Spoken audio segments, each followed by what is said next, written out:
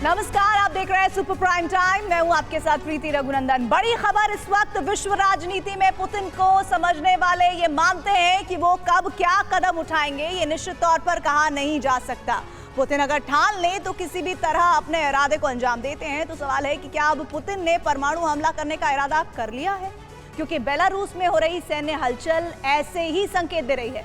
British media आशंका जता रही है कि अंडरग्राउंड हो चुके अपने शेफ प्रिगोजिन के जरिए पुतिन बहुत बड़े हमले की साजिश तैयार कर चुके हैं। सीक्रेट ठिकाने से सीक्रेट ऑपरेशन एक्टिवेट कर दिया गया है। क्या है पुतिन और प्रिगोजिन का सीक्रेट ऑपरेशन, इस रिपोर्ट में समझिए। बेलारूस की धरती पर इस वक्त जो हलचल हो रही है उससे की भी नहीं वॉशिंगटन तक डर फैल गया है। सड़क पर चलता ये काफिला वैगनर लड़ाकों का है।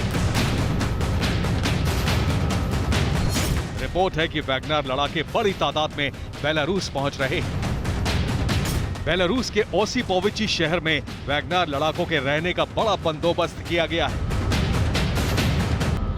इस कैंप में अब वैगनर लड़ाके पहुंचने लगे हैं और बेलारूस की सेना को वैगनर प्राइवेट आर्मी के सीनियर कमांडर ट्रेनिंग भी दे रहे हैं।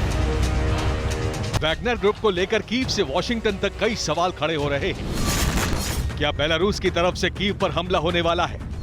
क्या वैगनर लड़ाकों के पास डर्टी न्यूक्लियर बम है? क्या वैगनर पोलैंड पर हमला करने की तैयारी में है? बेलारूस ऑपरेशन में वैगनर का नया कमांडर कौन है? वैगनर चीफ येवगेनी प्रिगोजिन कहां है? क्या प्रिगोजिन सीक्रेट ठिकाने के ऑपरेशन डर्टी बम को अंजाम दे रहा है? ये सारे सवाल उठ रहे हैं क्योंकि 24 जून के बाद वैगनर को लेकर रूस और बेलारूस में जो घटनाक्रम हुए हैं वो हैरान करने वाले हैं। 24 जून को वैगनर ग्रुप ने पुतिन के खिलाफ विद्रोह शुरू कर दिया। 24 जून की देर रात ही वैगनर ग्रुप ने अचानक विद्रोह खत्म करने का ऐलान कर दिया और इसके बाद प्रिगोजिन वोरोनिश शहर में नजर आया।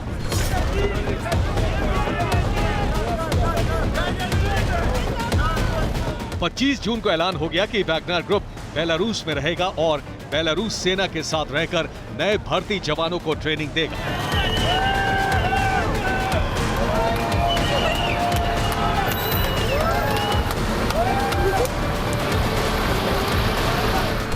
लेकिन 24 जून की रात के बाद प्रिगोजिन कहीं नजर नहीं आया। हालांकि विल्नियस में हुई नेटो समिट के बाद यह सच सामने आया कि पुतिन और प्रिगोजिन की मुलाकात हुई है। 29 जून को मॉस्को में प्रिगोजिन से पुतिन ने मुलाकात की। इस बैठक में पुतिन ने वैगनर को रूस की सेना में विलय कराने का प्रस्ताव रखा। पुतिन के प्रस्ताव को वैगनर चीफ प्रिगोजिन ने ठुकरा दिया। वैगनर के साथ मीटिंग में मैंने जंग में उसकी भूमिका का आकलन किया। साथ ही ये भी देखा कि 24 जून को उन्होंने क्या किया।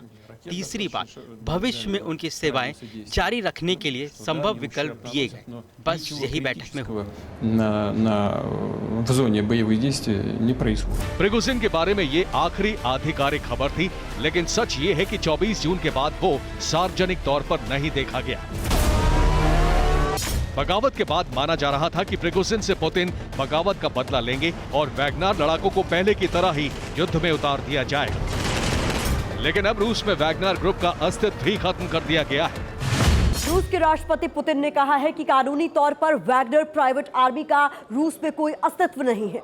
लेकिन रूस में कहा जाता है कि रूस सरकार के बिना समर्थन के वैगनर ग्रुप नहीं चल सकता है, जबकि वैगनर अभी भी बेलारूस में है।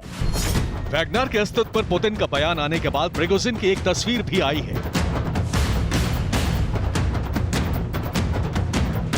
दावा किया जा रहा है कि ये प्रिगोजिन की नई तस्वीर है। प्रिगोजिन की तस्वीर में ऐसे कई सुराग हैं जिससे उसकी लोकेशन का अंदाजा लगाया जा सकता है। प्रिगोजिन एक फोल्डिंग बेड पर बैठा है। ये बेड एक फौजी टेंट में लगा हुआ है। टेंट में बिजली कनेक्शन भी नजर आ रहा है। कुछ इसी तरह के टेंट बेलारूस के ओसिपोविची शहर में लगाए गए।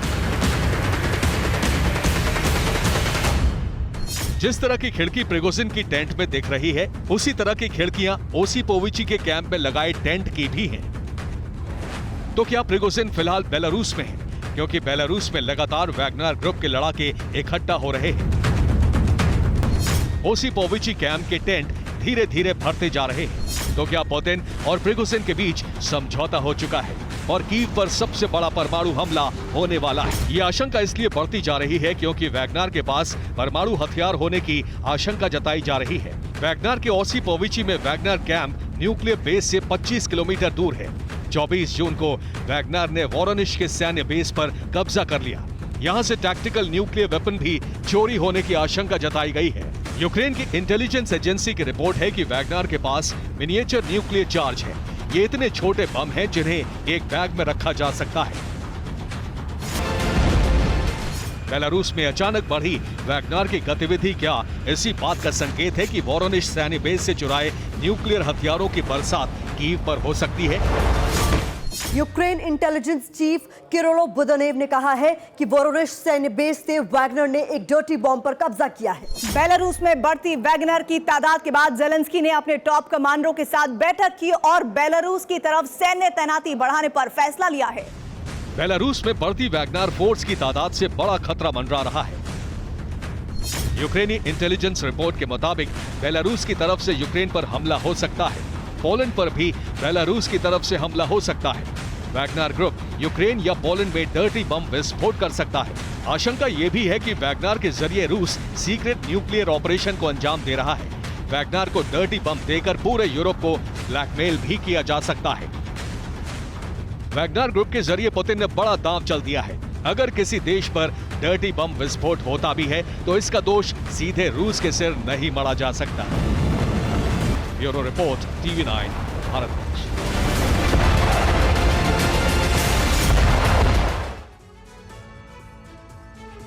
बड़ी खबर इस वक्त रूसी पत्रकार के खिलाफ यूक्रेन की बड़ी साजिश नाकाम हुई है। रूसी न्यूज एजेंसी RT के एडिटर को मारने की साजिश नाकाम होने की खबर आ रही है। RT एडिटर मार्ग्रेटा सिमोनियन के कत्ल की साजिश नाकाम हुई है। 5 साजिशकर्ता गिरफ्तार किए गए हैं।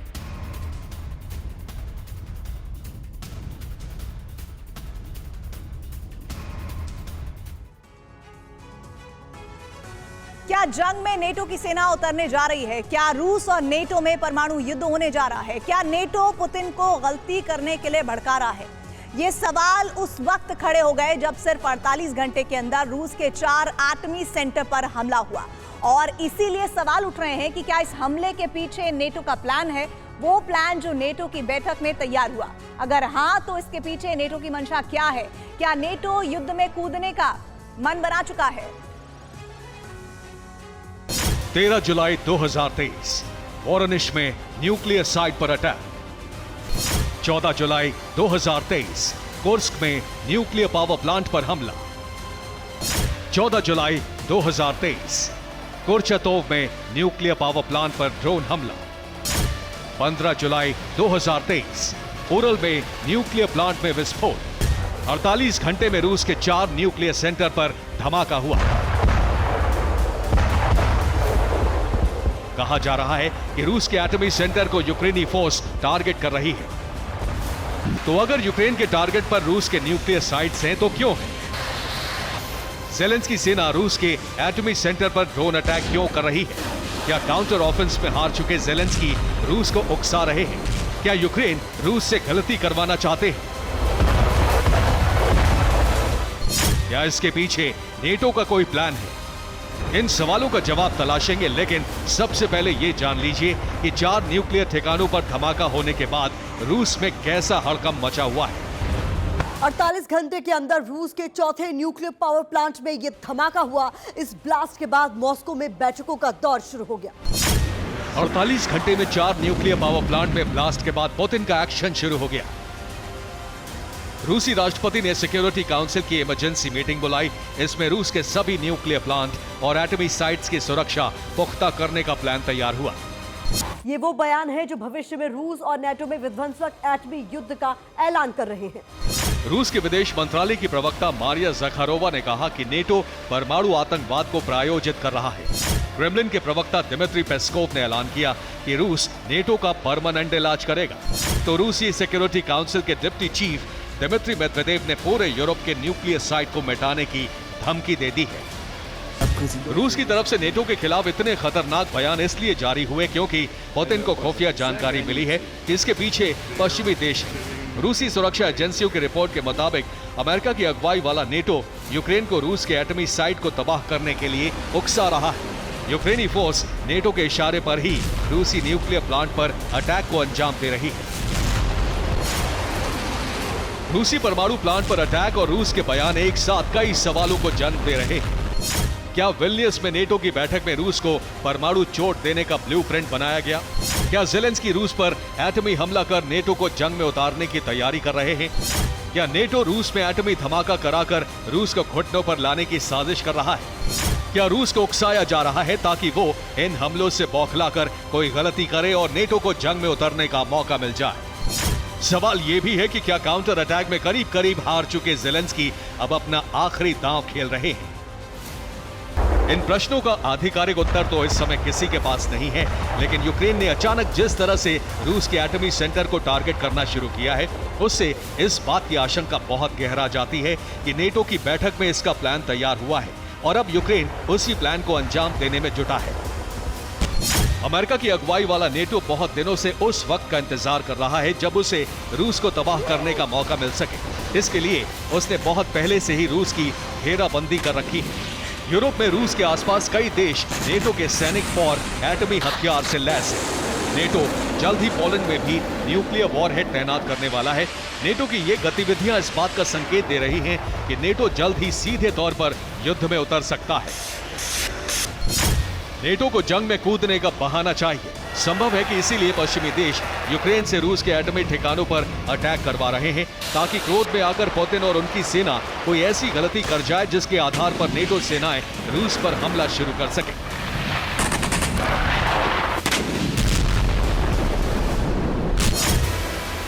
जाहिर है अगर युद्ध में नेटो की एंट्री हुई, अगर नेटो ने रूस पर प्रहार किया तो परमाणु महायुद्ध शुरू हो जाएगा। पुतिन के पास एटमी हमला करने के अलावा कोई दूसरा विकल्प नहीं बचेगा। वो न्यूक्लियर विस्फोट करेंगे, नेटो भी इसका जवाब एटमी धमाके से देगा और इसी तरह विश्व विनाश का ऐसा दौर शुरू हो जाएगा जिसे रोक पाना असंभव होगा। Bureau report, TV9 Bharatvarsh.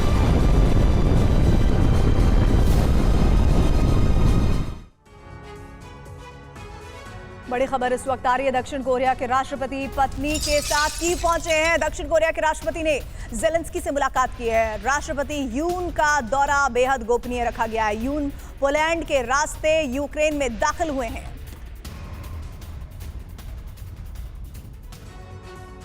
Leopard, challenger और तमाम पश्चिमी देशों के हथियारों के बल पर शुरू हुआ काउंटर ऑफेंस पूरी तरह नाकाम हो चुका है। पुतिन की सेना का कॉन्फिडेंस हाई है और अब पुतिन 500 से ज्यादा दिनों से चल रहे इस युद्ध को 25 दिनों के भीतर खत्म करने के मिशन पर है।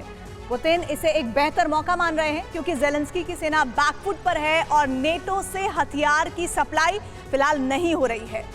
यूक्रेन के पास भी खुद को बचाए रखने के लिए आखिरी मौका है। अब दोनों देशों की तरफ से हमले की रफ्तार तेज करने के साथ ही घातक हथियारों का इस्तेमाल शुरू हो गया है।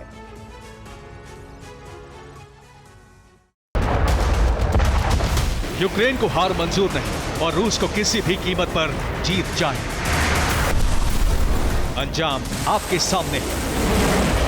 500 से अधिक दिनों से लगातार यूक्रेन की तस्वीरों को देख रहे लोगों के लिए इसमें नयापन नहीं है, लेकिन इस युद्ध में अगर कुछ नया है तो वो है युद्ध की बेहद तेज रफ्तार। दोनों देशों की सेना एक सेकंड के लिए भी फायरिंग रोक नहीं रही। धमाकों की गिनती मुश्किल है, तबाही का आंकड़ा जुटाना नामुमकिन है।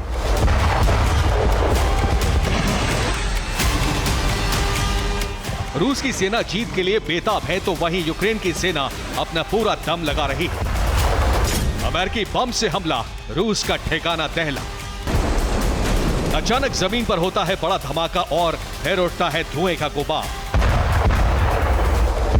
बेहिसाब आग और धुएं की यह तस्वीर आसमान में मौजूद किसी ड्रोन से कैप्चर हुई है। रिपोर्ट के मुताबिक ये जेडैम बम का धमाका है। यूक्रेन को यह बम अमेरिका से मिला है।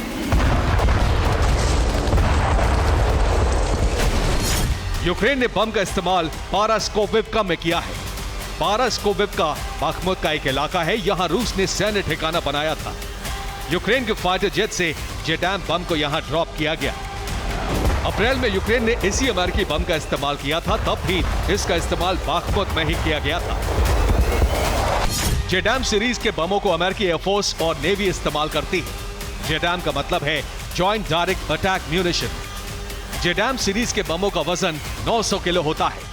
जीपीएस सिस्टम से लैस जेडैम एक तरह का गाइडेड बम है। किसी भी फाइटर जेट से इस बम को गिराया जा सकता है। जीपीएस की वजह से ये टारगेट की तरफ मिसाइल या रॉकेट की तरह उड़ता हुआ जाता है। रूस के ताबड़तोड़ प्रहार की वजह से यूक्रेन को अब ये यकीन होने लगा है कि रूस के सामने टिके रहने के लिए ऐसे ही घातक हथियार आखिरी विकल्प है। रूस की सेना जिस रफ्तार से हमला कर रही है, उसका अंदाजा आपको इसी बात से हो जाएगा कि 14 जुलाई की रात को सुमी में 110 बार गोलाबारी हुई। सोलेदर के पास रूस ने रॉकेट और मिसाइल से हमला किया। रूस के हमले में यूक्रेन की सेना का 2 हथियार डिपो तबाह हो गया। अब खेरसोन में लगातार उठ रहे इस धुएं को देखिए। सड़क वीरान है और इक्का दुक्का सेना की गाड़ियां यहां नजर आती हैं। यह पूरा इलाका अब जल रहा है। खेरसोन के एलियोस्की में यूक्रेन ने जबरदस्त गोलाबारी की है। धमाकों की वजह से अब यहां के जंगल में आग लग गई है। ज़ेपोरिज़िया में रूस की सेना यूक्रेन की फौज पर हावी है, लेकिन यूक्रेन हाइमार्स का इस्तेमाल करके रूस को बड़ा नुकसान पहुंचा रहा है। ज़ेपोरिज़िया में हाइमार्स के अटैक से रशियन फौज के काफिले की कई गाड़ियों में आग लग गई। 500 से अधिक दिनों से जंग लड़ रहे एक यूक्रेनी सैनिक ने अपना वीडियो रिलीज किया है। मल्टीपल रॉकेट लॉन्चर से फायरिंग हो रही है और यूक्रेन का ये जवान नाच रहा है।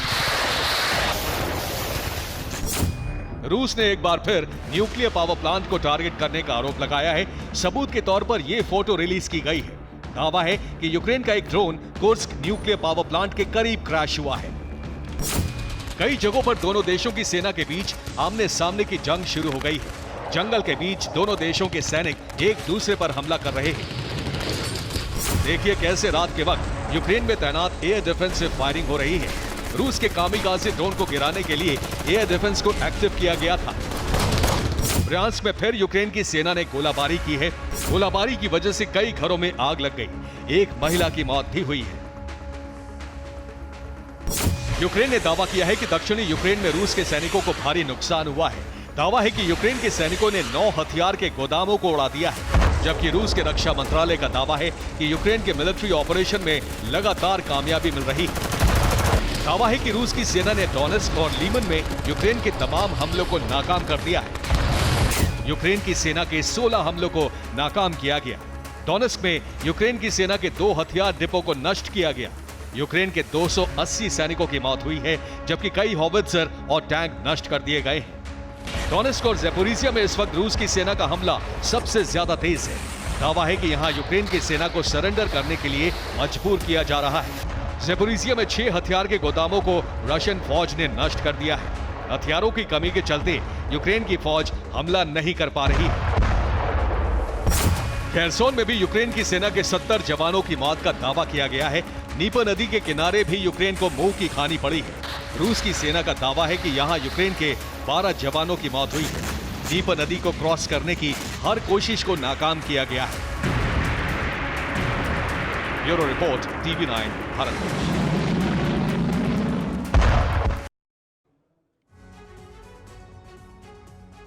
बड़ी खबर इस वक्त आ रही है। अमेरिका के अब्राम टैंक्स जर्मनी पहुंचे हैं। अब्राम्स टैंक पर यूक्रेनी फौजियों की ट्रेनिंग शुरू हुई है और अब्राम्स की ट्रेनिंग के लिए यूक्रेन सैनिक जर्मनी में मौजूद हैं। ट्रेनिंग के बाद अब्राम टैंक्स यूक्रेन में उतारने की तैयारी है।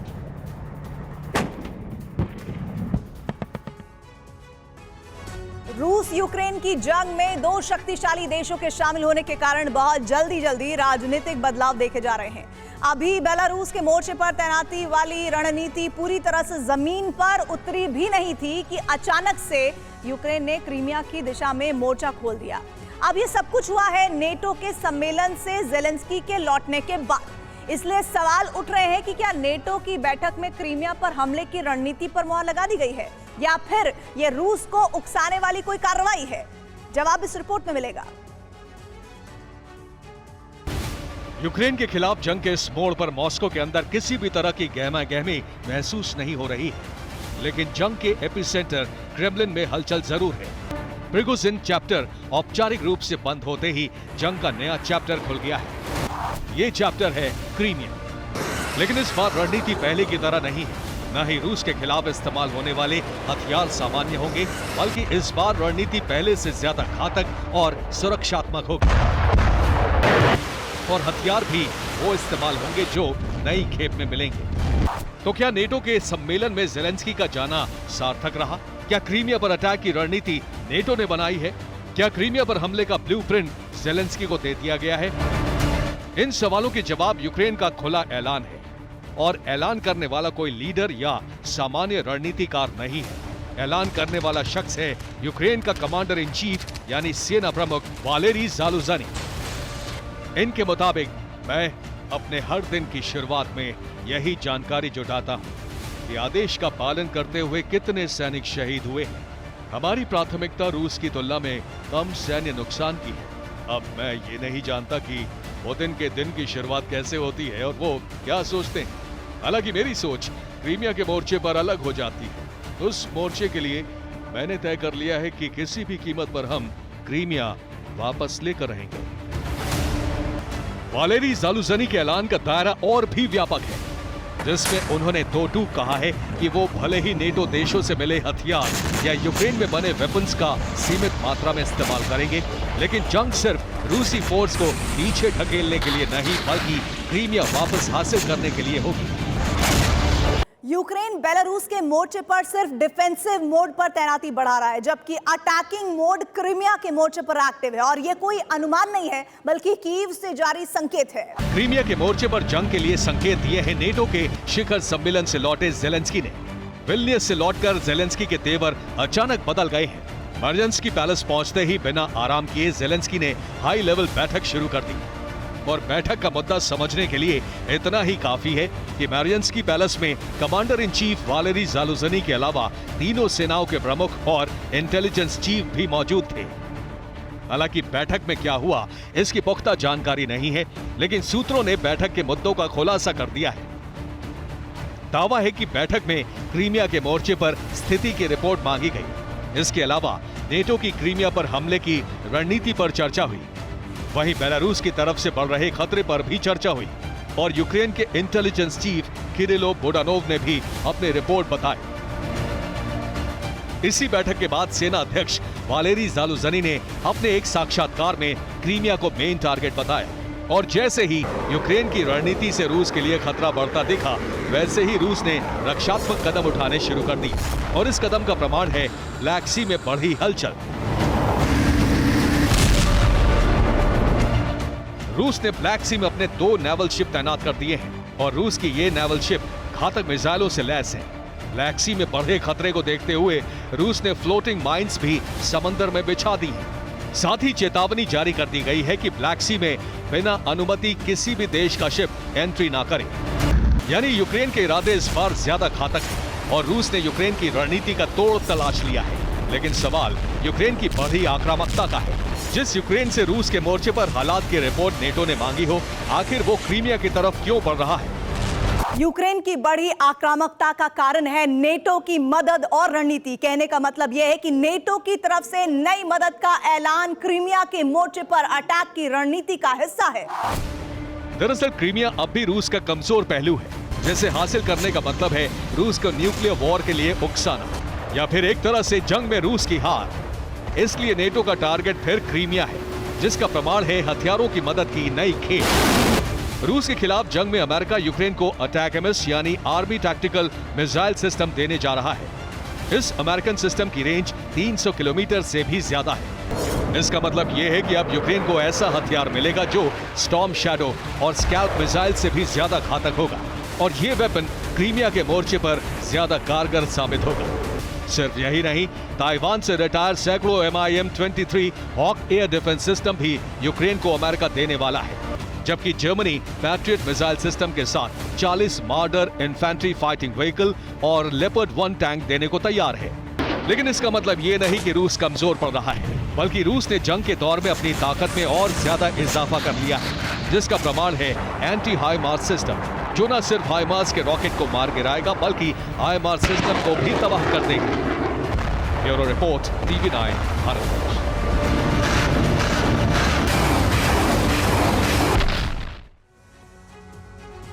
बड़ी खबर इस वक्त ये आ रही है कि दक्षिण कोरिया में भीषण भूस्खलन, पहाड़ का बड़ा हिस्सा टूटकर सड़क पर गिर गया है और बाढ़ के बीच भूस्खलन से राहत कार्यों में अड़चन आ रही है। प्रशासन ने 1500 लोगों को सुरक्षित जगहों पर पहुंचाया है।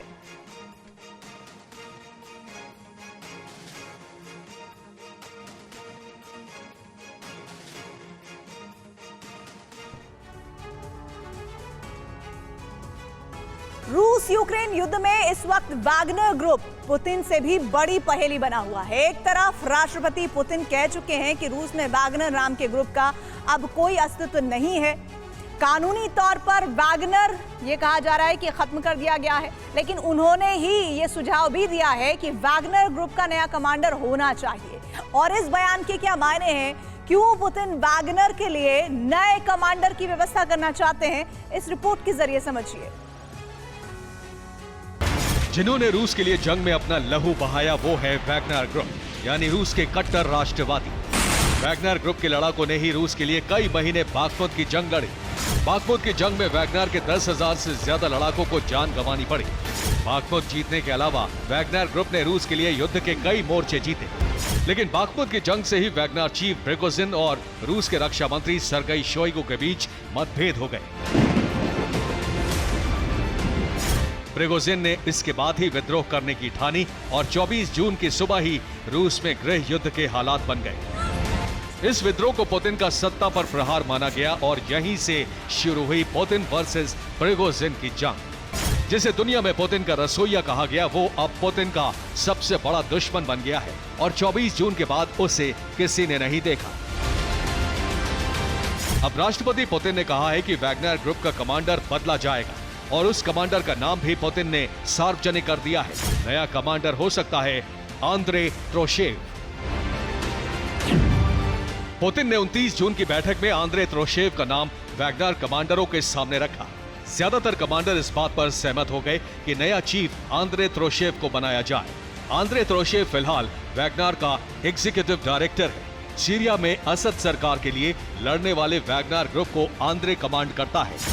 सवाल यह है कि पुतिन आंद्रे को वैगनर का कमांडर क्यों बनाना चाहते हैं। दरअसल आंद्रे त्रोशेव सीरिया में रूस के सैन्य मिशन का सबसे बड़ा चेहरा है और पुतिन का भरोसेमंद माना जाता है।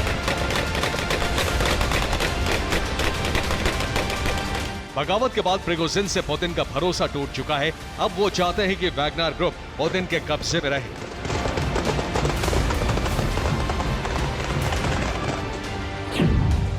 वैगनर ग्रुप रूस की सबसे काबिल प्राइवेट आर्मी है। वैगनर आर्मी दुनिया के कई देशों में तैनात है। कई देशों की राजनीतिक व्यवस्था में उसकी गहरी पैठ है।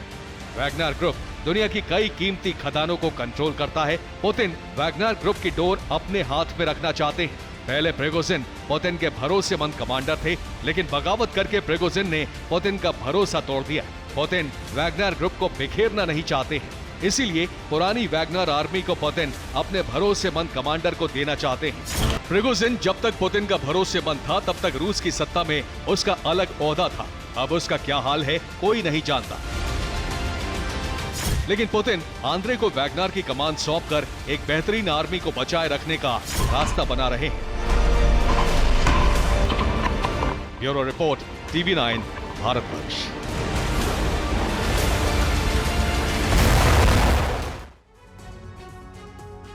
रूस और अमेरिका में हाइपरसोनिक जंग होने की पटकथा तैयार हो रही है। रूस और चीन के बीच जो गठबंधन बन गया है उससे सुपर पावर अमेरिका डरा हुआ है।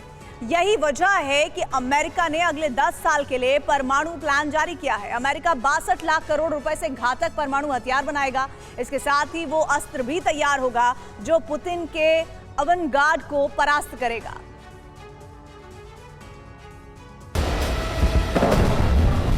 रूस और चीन, दुनिया की दो महाशक्तियां। यूक्रेन युद्ध ने पुतिन और जिनपिंग को बहुत करीब ला दिया है। इतना करीब कि दोनों देशों में खतरनाक गठबंधन तैयार हो गया।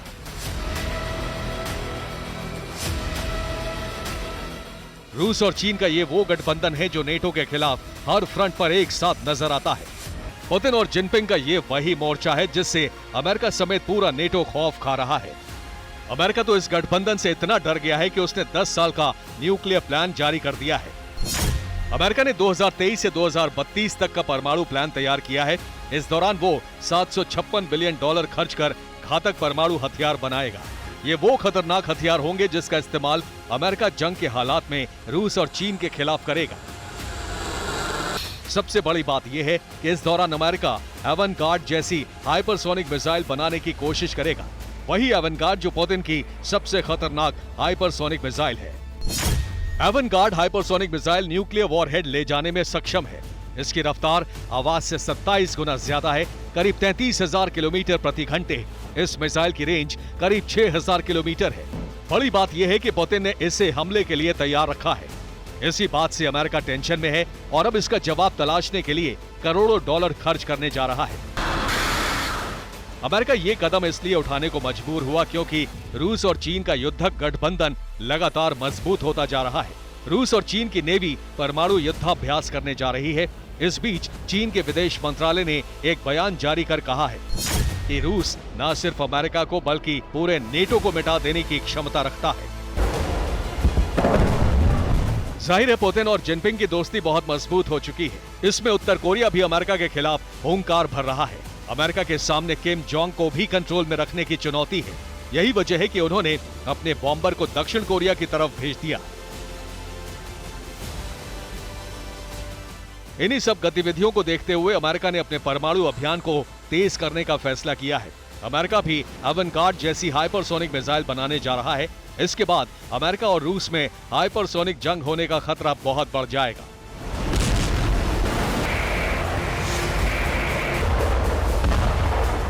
Bureau report, TV9 Bharatvarsh.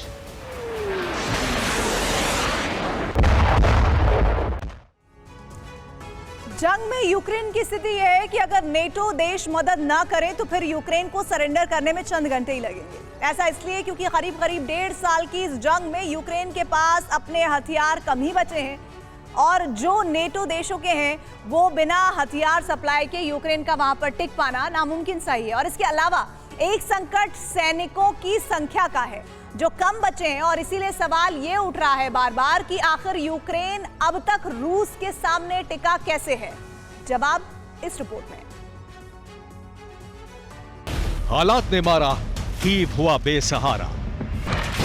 रूस के खिलाफ जंग में नेटो ही यूक्रेन का सहारा है, लेकिन जंग अब तक बेनतीजा है। इसलिए धीरे धीरे अपने बनाए हालात में ही यूक्रेन घिरने लगा है। एक तरफ हथियार, गोला बारूद की कमी तो दूसरी तरफ सप्लाई पर ब्रेक। ना तो रूस के मुकाबले जंग के मोर्चे पर जवानों की तैनाती संभव हो पा रही है, ना ही नेटो की मदद से रूस के खिलाफ कोई बड़ा एक्शन लेना आसान दिख रहा है। इसलिए ज़ेलेंस्की इस वक्त पसोपेश में है।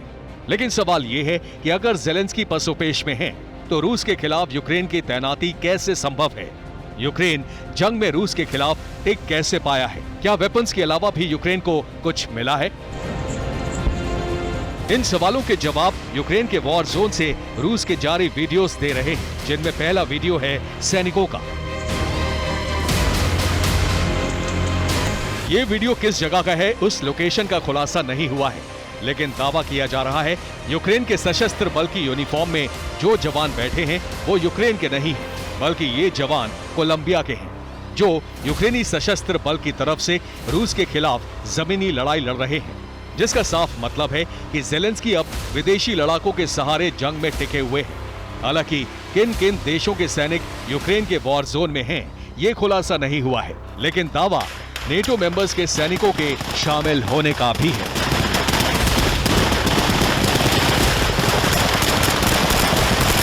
रूसी विदेश मंत्रालय की प्रवक्ता मारिया ज़खारोवा के मुताबिक मॉस्को यूक्रेन के वॉर जोन में विदेशी जवानों को देख रहा है।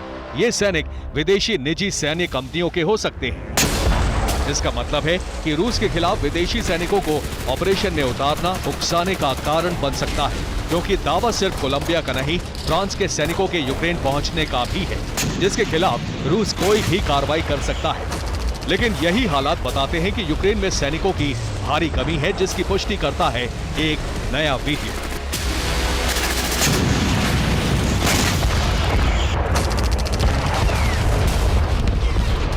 ये वीडियो ओडेशा के होने का दावा है, जिसमें यूक्रेन के सैन्य भर्ती अभियान की सच्चाई दिखाई जा रही है। खबर ये है कि रूस के खिलाफ जंग में यूक्रेन को सैनिक भी नहीं मिल रहे हैं, इसलिए जबरदस्ती नागरिकों को भर्ती कराने का अभियान चलाया जा रहा है।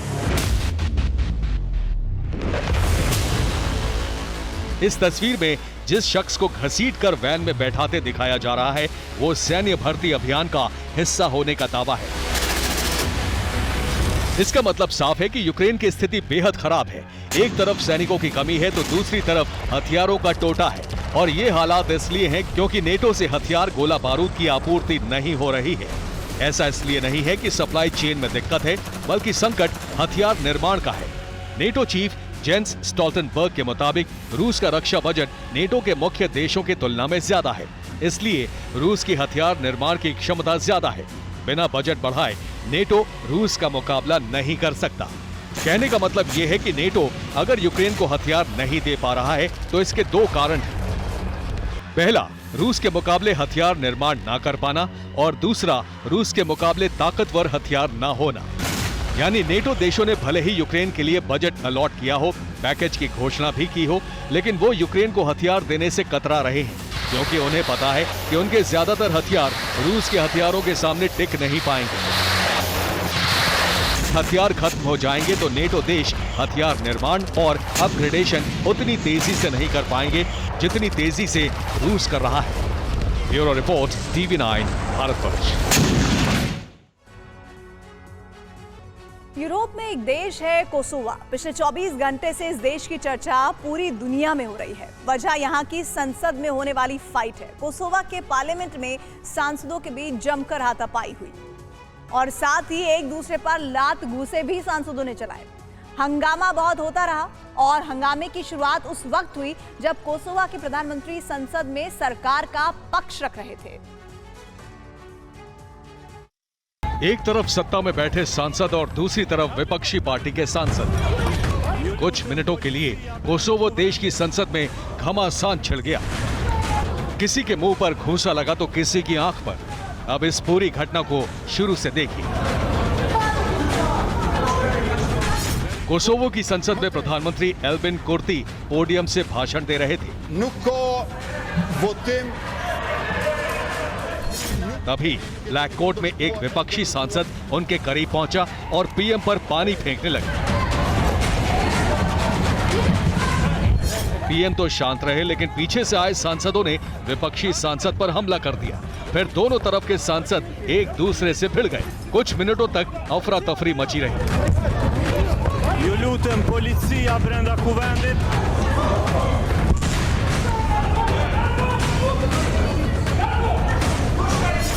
बाद में कुछ सांसदों ने बीच बचाव किया। और इसी के साथ ही सुपर प्राइम टाइम में आज बस इतना ही। वक्त एक ब्रेक का। देखते रहिए TV9 भारतवर्ष।